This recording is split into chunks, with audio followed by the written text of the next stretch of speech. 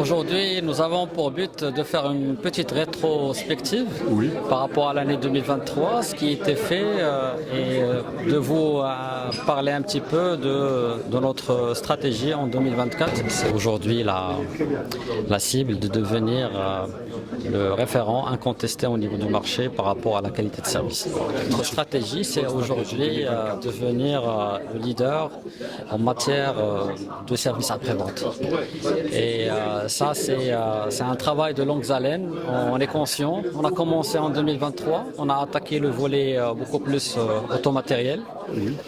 Sur le volet automatériel, nous avons mis en place deux projets importants. Un projet de guichet unique pour les sinistrés qui rentrent dans le cadre de la garantie hybride glace. Ça veut dire que tout simplement un client, il part chez nos partenaires pour faire la déclaration, l'expertise et la réparation en même temps, dans un délai record. Ça nous permet derrière, en termes d'excellence opérationnelle, de réduire le cycle de traitement des dossiers sinistres et gagner en termes de qualité de service.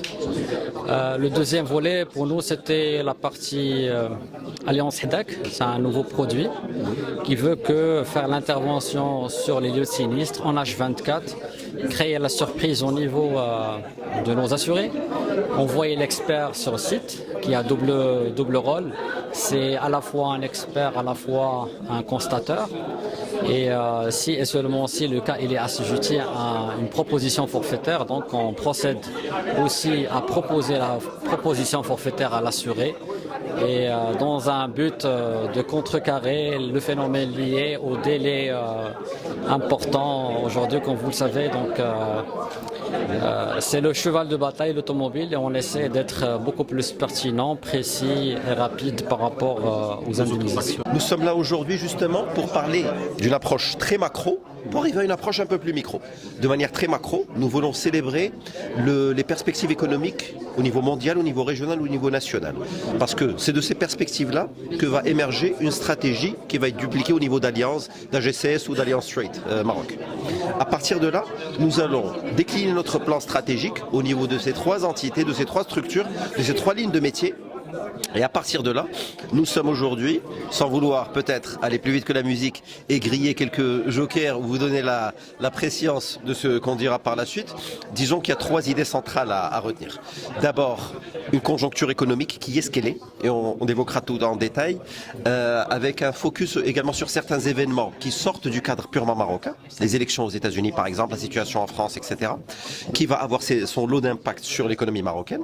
Et à partir de là, les différents impacts de ces différents sujets en termes de perception des baromètres de risque au niveau international, au niveau mondial, avant une déclinaison micro au niveau d'une structure commerciale par exemple. Quelle stratégie pour l'entreprise, quelle stratégie pour l'automobile, pour le maritime, pour l'assurance crédit, pour les risques spécialisés.